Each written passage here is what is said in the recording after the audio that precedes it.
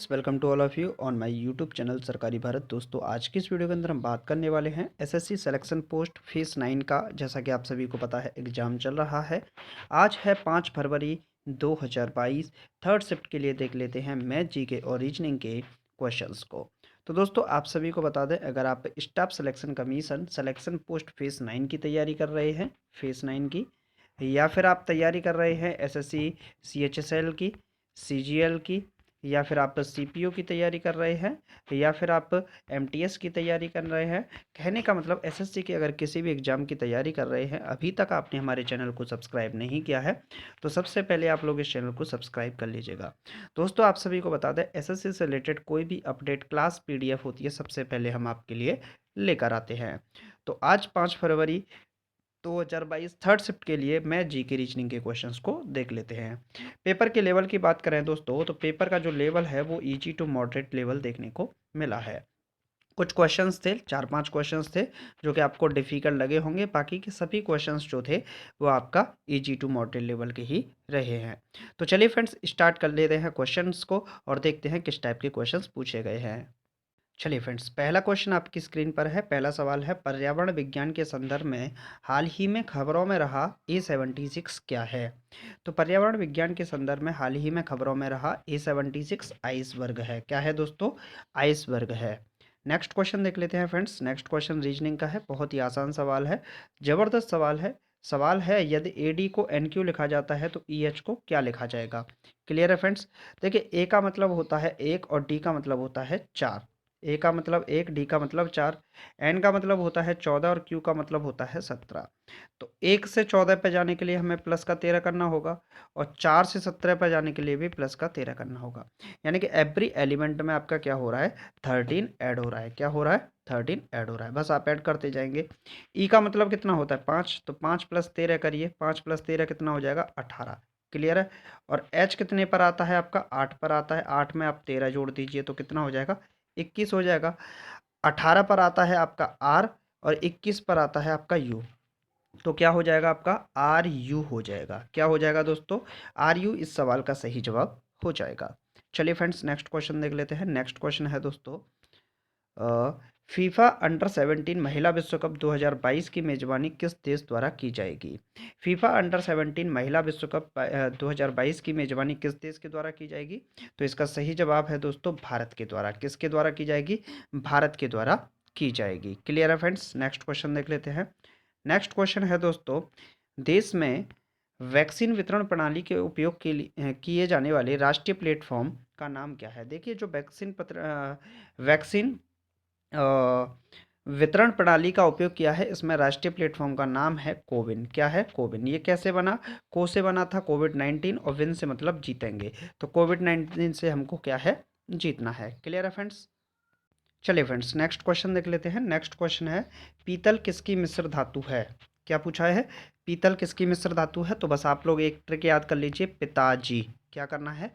पिताजी। क्लियर है? पी से हो गया पीतल, ता से हो गया तांबा और जा से हो गया जस्ता। तो पिताजी में अगर पी को देखें तो पीतल किसका मिश्रण है? तांबे और जस्ते का मिश्रण होता है। तो तांबा और जस्ता जस्ता दोनों मिलकर क्या बनाते हैं? पीतल के निर्माण को करते हैं। चलिए फ्रेंड्स, नेक्स्ट क्वेश्चन देख लेते हैं। नेक्स्ट क्वेश्चन है दोस्तों, गति प्रेरक। गति प्रेरक यानी कि पेस मेकर किससे संबंधित है? गति प्रेरक पेस मेकर किससे संबंधित है? तो ये संबंधित है हार्ट से। किससे संबंधित है दोस्तों? हार्ट से संबंधित है गति प्रेरक यानी कि पेस मेकर। क्लियर है फ्रेंड्स? चलिए नेक्स्ट क्वेश्चन देख लेते हैं। नेक्स्ट क्वेश्चन है दोस्तों, पृथ्वी के निकट कौन सा ग्रह कक्षा में रहता है? पृथ्वी के निकटतम कौन सा ग्रह कक्षा में रहता है? तो इसका सही जवाब हो जाएगा दोस्तों, शुक्र ग्रह। शुक्र ग्रह जो कि पृथ्वी के निकटतम कक्षा में रहता है। Clear friends? नेक्स्ट क्वेश्चन देख लेते हैं। नेक्स्ट क्वेश्चन है दोस्तों, रक्त का थक्का जमने का कारण है? रक्त के थक्के के जमने का कारण क्या होता है? तो इसका सही जवाब है थ्रोम्बिन। थ्रोम्बिन क्या होता है? रक्त के थक्के जमने का कारण होता है। और रक्त का थक्का न जमने का कारण क्या होता है? तो विटामिन के होता है। क्या है होता है दोस्तों? विटामिन के सही जवाब हो जाएगा। नेक्स्ट क्वेश्चन देख लेते हैं दोस्तों। नेक्स्ट क्वेश्चन है अपना, कलकत्ता नगर को किस नाम की संज्ञा दी गई है? कलकत्ता नगर को किस नाम की संज्ञा दी गई है? तो इसका सही जवाब हो जाएगा दोस्तों कोलकाता। क्या हो जाएगा? कोलकाता की संज्ञा दी गई है।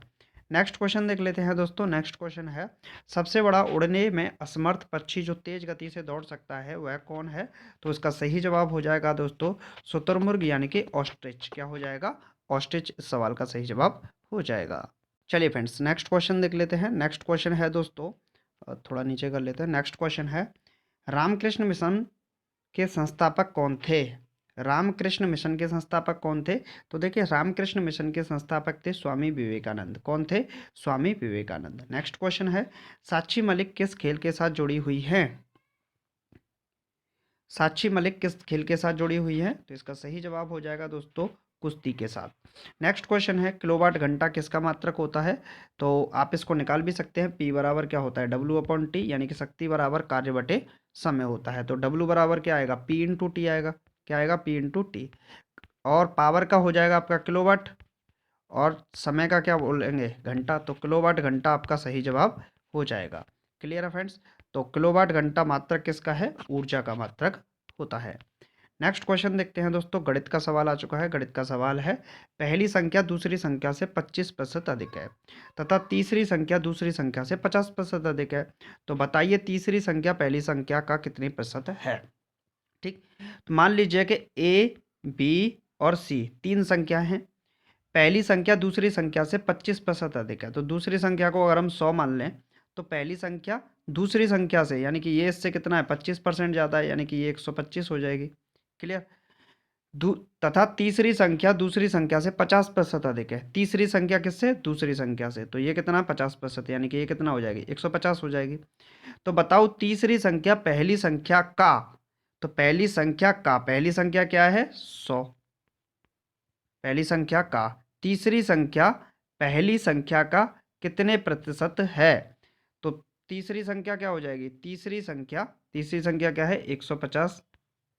तीसरी संख्या क्या है? 150। और पूछा है पहली संख्या का, तो पहली संख्या कितनी हो जाएगी? 100 की जगह पे करेंगे 125 इंटू 100, तो आपका क्या आएगा? परसेंट निकाल देंगे।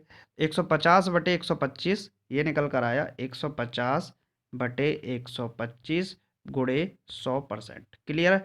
अब इसको सॉल्व करेंगे। 25 से काटेंगे तो ये कटेगा 6 बार, और 25 से काटेंगे, 125 है, 25 से काटेंगे तो ये जाएगा 5 बार, और 5 से अगर 100 को काटेंगे तो 20 पंजे 100। 6 का गुणा 20 से करेंगे तो कितना होगा? 6 दूनी 12, यानी कि 120%।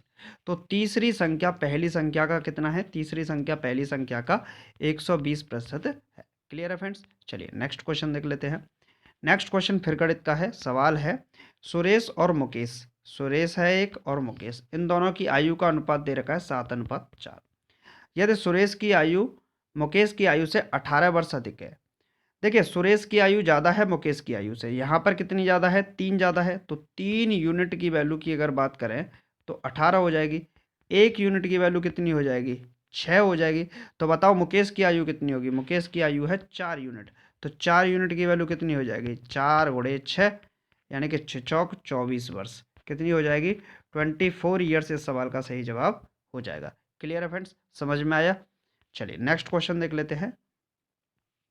नेक्स्ट क्वेश्चन है दोस्तों, मध्य प्रदेश की राजधानी क्या है? तो इसका सही जवाब है भोपाल, जो है मध्य प्रदेश की राजधानी है। चचाई जलप्रपात मध्य प्रदेश के किस जिले में है? तो ये सवाल मेरे हिसाब से नहीं था उसमें। खाद्य पदार्थों का पौधे में स्थानांतरण का मुख्य रूप से क्या होता है? तो इसका सही जवाब हो जाएगा दोस्तों सुक्रोज, सही होगा। चलिए फ्रेंड्स यहाँ से देखते हैं बिहू कहाँ का है। तो बिहू है, बिहू लोक निम्नलिखित में से किसका लोकप्रिय उत्सव है? तो देखिए एक होता है बिहू, क्या होता है? बिहू। और एक होता है आपका सत्रिया, क्या होता है? सत्रिया। तो दो लोक नृत्य हैं, एक है बिहू और एक है सत्रिया। ये दोनों कहाँ के हैं? ये दोनों ही असम के हैं। तो बिहू और सत्रिया कहाँ के लोक उत्सव है? ये आपका असम के लोक उत्सव है। नेक्स्ट क्वेश्चन है दोस्तों, नर्मदा नदी किस पर मिलती है? देखिए बहुत महत्वपूर्ण सवाल है। नर्मदा नदी किस पर मिलती है? तो सबसे पहली बात, नर्मदा नदी निकलती कहाँ से है?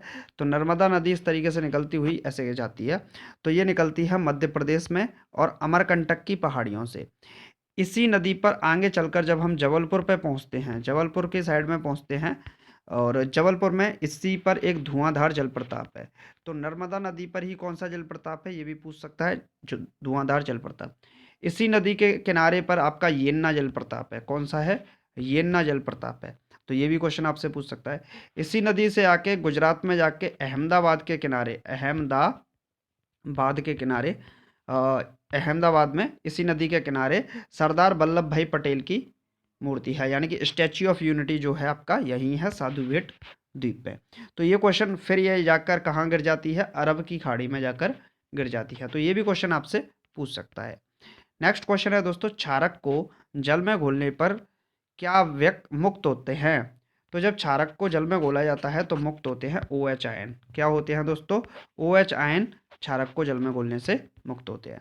उम्मीद है दोस्तों आपको वीडियो अच्छा लगा होगा। वीडियो अच्छा लगा है तो वीडियो को लाइक कीजिएगा, चैनल को सब्सक्राइब करना यार बिल्कुल मत भूलिएगा, और इस वीडियो को अपने सभी दोस्तों के साथ शेयर करना भी बिल्कुल ना भूलिएगा। तो चलिए फ्रेंड्स, मिलते हैं नेक्स्ट वीडियो में। Thank you for watching this video.